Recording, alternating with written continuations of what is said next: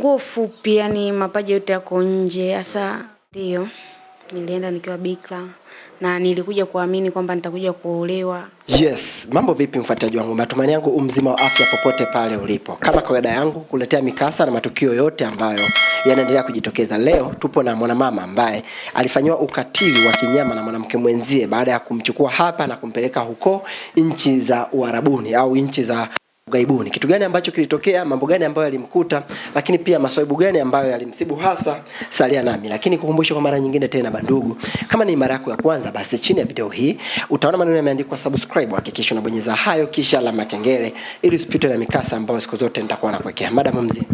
Mzima. Pole na majukumu ya kila siku. Asante. Kwa yule ambaye anakuona mara ya kwanza, kwa majina unaitwa nani? Naitwa Irene. Yeah. Mzaliwa wa wapi au mkazi wa wapi? Mzaliwa wa Dodoma. Okay. Mzaliwa wa Dodoma, mkazi wa Iringa. Okay. Yeah. Kwa mara ya kwanza unapata taarifa kwamba inabidi ukafanye kazi nje. Nataka kufahamu, uliomba wewe, yani huyo rafiki yako wewe ulimuomba au tu aliona wewe unafaa ndio maana akakwambia kwamba kuna kazi nje tukafanye? Sikumuomba, isipokuwa yeye alinifuata akaniambia kwamba kuna kazi nje tunatakiwa tuende tukafanye. Nikamuuliza ni kazi gani, akasema ni kazi za ndani. Okay. Nikamuuliza kuhusu swala la mshahara, akasema wanalipa vizuri. Kwa nilishakuwa na mahusiano huku Tanzania. Yaani maana yake kipindi unapata hizo taarifa kwamba uende ukafanye kazi nje, maana yake huku ulikuwa na mpenzi, yani maana yake ulikuwa kwenye ndoa au ulikuwa na mpenzi tu? Nilikuwa na mpenzi ambao tulikuwa tushavalishana pete na tukawa tuna mipango ya kuoana, ambapo ilikuwa ni mwezi wa 12 tarehe 24. Na wakati mimi naondoka ilikuwa ni mwezi wa 2. Yeah. Ni maana yake ilikuwa ni kidini kabisa. Ndio, tulikuwa tunaenda kufunga ndoa kanisani. Yeah. Maamuzi ya wewe kwamba hapa inabidi katafute maisha au gaibuni, na unajua kabisa huku nyuma una mchumba na inabidi na yeye pia ahudumiwe kama mwanaume, ilikuwa ugumu gani mpaka ukafanya maamuzi ya kuondoka? Maamuzi yalinichukua vigumu sana, kwa sababu kumwacha mtu unayempenda, tena unampenda sana, ilikuwa ni ngumu. Lakini changamoto ya kimaisha na familia yetu ilivyokuwa, niliona kama kwenye ndoa yangu nitakuja kuaibika. Kwa hiyo niliona niende nikatafute hela kwa muda, then nitarudi. Kwa uchache, mume wako alikuwa anafanya kazi gani? I mean huyo mchumba wako alikuwa anafanya kazi gani? Alikuwa ni bodaboda. Yeah. Huyo rafiki yako alikwambia ukienda Oman utaenda kufanya kazi kwa muda gani ili urudi mpaka ukaamua kukubali? Aliniambia nitaenda kufanya kazi kwa muda wa miezi 3. Okay. Ya, na mimi nikakubali kwa sababu niliona huo muda nitarudi kabla ya ndoa yangu. Maana uliona tu utawahi. Yeah. Weka vizuri kitambaa ili mtazamaji aweze kukuona vizuri story yetu inavyokuwa inaendelea. Ni mkasa ambao unaenda kukupa picha halisi kwamba wanawake hawapendane au wanawake ndo wana roho mbaya pengine, na ndio maana nimekuletea hii story hii ili uweze kuelewa kitu gani ambacho pengine kinaendelea. Madam Irene, nataka kufahamu kitu kimoja. Safari yako ya kufuatilia, yani safari yako ya kutoka Dodoma mpaka Dar es Salaam mpaka kupanda ndege ilikuwaje hapo katikati? Tulikuwa tuna muongozo wa huyo rafiki yangu, kwa sababu yeye anaishi Dar es Salaam na alikuja kututafuta huku kwetu kijijini Dodoma, akaniambia nitafute na wenzangu. Mlikuwa wangapi? Tulikuwa 4. Ya, nikatafuta wenzangu 4 nikawaambia, nao wakakubali.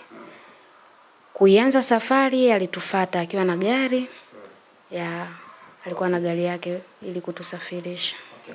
Sawa. Ulimwambiaje mume wako au ulimuagaje mume wako ambao pengine anaona wewe ndo finalize yake kwenye maisha yake? Nilimwaga tu, ilibidi nimwambie ukweli kwamba natakiwa niende nikatafute hela, niende nikafanye kazi. Ya, nikaenda kufanya kazi. Alinikatalia, lakini nilimuomba sana. Nilimuomba kiasi kwamba nilimwacha na wakati mgumu akiwa anatokwa machozi na mimi nalia kwamba itakuwaje, yani wasiwasi wake kwamba nitarudi au ndo nilikuwa nakimbia ndoa yake. Nikamwambia siwezi kukimbia ndoa na mtu ambaye nampenda, ila naenda kutafuta pesa kwa sababu unajua hali ya mamangu anaumwa. Hatuna pesa. kwenye hiyo ndoa yangu. Natamani hata mamangu asimame aje ishuhudie. Kwa hiyo naenda kutafuta hela kwa ajili hiyo, naomba tu niruhusu. Kwa hiyo akawa hana budi akaniruhusu. Hadi kunisindikiza alinisindikiza akiwa analia kiasi kwamba anawaza huko nitakapoenda nitaenda kuishi maisha gani, lakini nilikuwa namtia moyo, hamna shida, usijali, tutakuwa tunawasiliana WhatsApp.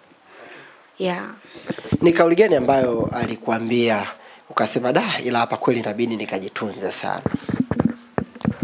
Alikuwa ananisisitiza kwamba nisije kumsaliti, na niliiweka hiyo ahadi kwamba sitokuja kumsaliti.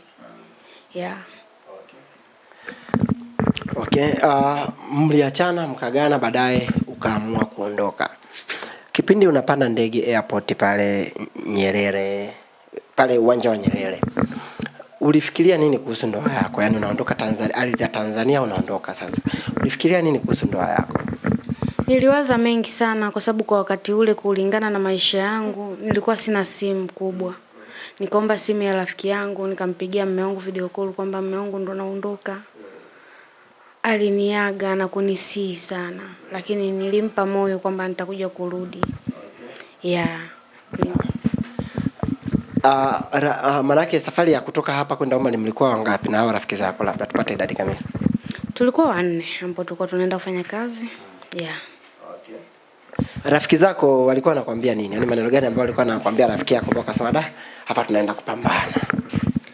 Ushawishi ulikuwa ni mwingi kwa sababu kila mmoja anaamini kwamba watu wanaoenda kufanya kazi nje akirudi anakuja kuwa tajiri hapa Tanzania. Kwa hiyo na mimi nilitamani yale maisha kiasi kwamba nilikuwa natamani nipate pesa niwajengee wazazi wangu, nilikuwa natamani nipate pesa mamangu aende hospitali. Yaani kiasi kwamba niliona mbona kama naweza nikaenda kufanya hiyo kazi, naenda kufanikiwa. Kwa mara ya kwanza unatua ardhi ya Oman, ulijisikiaje? Nilijisikia vizuri na ugeni, japo nilijisikia vizuri na kujisikia kwangu vizuri kwa sababu ni nchi ambayo nilikuwa siifahamu. Nilikuwa naisikiaga tu kwenye TV. Sasa naenda kuiona na kuikanyaga ile ardhi. Kwa kiasi kwamba nilifurahi sana. Hivi unavyonaga mapenzi ya wazungu na mapenzi ya Waafrika kwa upande wako, yani unaona yapi ni mazuri kwa upande wako, yani mtazamo tu? Mimi sijajua kwa sababu mimi naona lifestyle tu, kwa sababu wazungu wenzetu wana mahaba fulani na sisi tuna mahaba yetu. Sio kwa maana umepitia, yani wewe unayaonaje tu kiujumla, hata kabla labda ulikuwa unaenda huko ulikuwa unaonaje? Labda ulikuwa unatamani labda kwa na mzungu siku moja vipi? Hapana. Kwa sababu nilikuwa nampenda sana mpenzi wangu kiasi kwamba yeye nilikuwa namuona ndo kila kitu kwenye maisha yangu. Huyo leo atafutia kazi, aliwasihi sana kitu gani hasa mkifika Oman? Alituambia kwamba tuwe watiifu, kila kazi tutakayoambiwa tuwe tunafuata masharti ya mwenye nyumba. Maana mfuate sheria na taratibu ambazo zipo pale. Nataka kufahamu ulikuwa na miaka mingapi hapa? Nilikuwa bado mdogo, ndo nilikuwa na miaka 18. Nilikuwa na miaka 18 pamoja na kuwa na mahusiano na mpenzi ambao nilikuwa nampenda sana. Sikuwahi kukutana naye kimwili. Kwa nilikuwa ulienda Oman ukiwa bikra kabisa, hujawahi kufanya mapenzi na mwanaume yoyote? Ndiyo. Nilienda nikiwa bikra na nilikuja kuamini kwamba nitakuja kuolewa kwa ndoa kubwa, kwamba kwa mtu ambaye nampenda kwanza, yani nilikuwa najua kwamba nitakuja kuwa ni mtu mwenye furaha. Hongera, ulijitunza sana. Hongera sana. Asante. Kipindi chote ambacho ulijitunza, ulikuwa unaamini nini hasa kwenye ndoa yako? Yaani ulikuwa unaamini kwamba ukilala na mwanaume mwingine ndoa yako haitafanikiwa? Yaani ulikuwa unaamini nini hasa kipindi chote ambacho ulijitunza? Au mazingira yalikuwa gitikali, mlokole sana, ni vipi? Hapana. Mazingira ambayo nimelelewa pia, na nilikuwa natamani sana kwenye maisha yangu, yani mwanaume ambao atakuja kuona uchi wangu ni mume wangu wa ndoa. Yani hilo ndo furaha yangu na ndo kitu ambacho nilikuwa najitunza sana kwenye maisha yangu. Kabla ya hayajaanza kutokea hayo ambayo yalianza kutokea, nataka kufahamu Mlikaa siku ngapi Oman hapo kabla hajaanza kuwaletea hizo ambazo alianza kuwaletea baadaye? Mlikaa kama siku ngapi? Yaani kwa uvumilivu naweza kusema kama wiki 2. Hizo wiki 2 ukiniambia ulikuwa unavumilia nini? Kwa maana ya mlifika tu hakuwazuga na kitu chochote akawapeleka huko sehemu, au aliwafanyaje fanya? Jana nataka nifahamu aliwalebu vipi ili msijisikie vibaya. Yaani tulipofika hakutuambia mazingira ya kazi. Kwanza hatukujua mazingira ya kazi. Kwanza mlifikia sehemu gani? Nataka nifahamu. Nyumba moja, nyumba tofauti kwake au vipi? Wote tulifikia nyumba moja.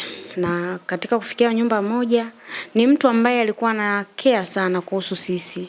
Na hakutaka tufanye kazi yoyote, yani kiasi kwamba leo anakuja mtu kuwafanyia surgery miili yenu isiwe ya kijijini. Okay, anafanyia surgery. Yeah, kwamba mnatakiwa mwe laini. Hivi surgery kuna mtu mtazamaji wangu fulani hapo haelewi surgery ni nini. Surgery watu wanafahamu ya kuongeza shape, surgery ya kuongeza lips na nini. Yaani kuna surgery nyingi. Yaani wako wanafanya surgery ya kitu gani?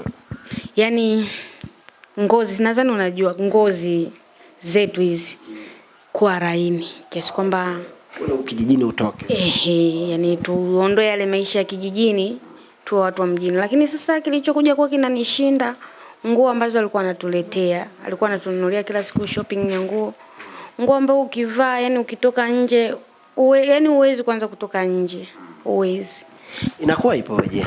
Yani ni nguo fupi, yani mapaja yote yako nje. Sasa nilikuwa kwa mazingira yangu ambao nimeyatokea mimi, nilikuwa siwezi. Ila kwa sababu wenzangu walikuwa tayari wameshatembea Dar es Salaam. Wajanja. Walikuwa wajanja, wenyewe wanajionea sawa. Lakini mimi nilikuwa kwa kweli, yani muda wa kutoka nje mimi nabaki chumbani. Yeah. Mtazamaji, ni mkasa ambao unaenda kukufungulia dunia na kukuelekeza kwamba dunia inaelekea wapi, ama dunia ina vitu gani hasa vya maana, au vile ambavyo pengine tutaendelea kuelewa.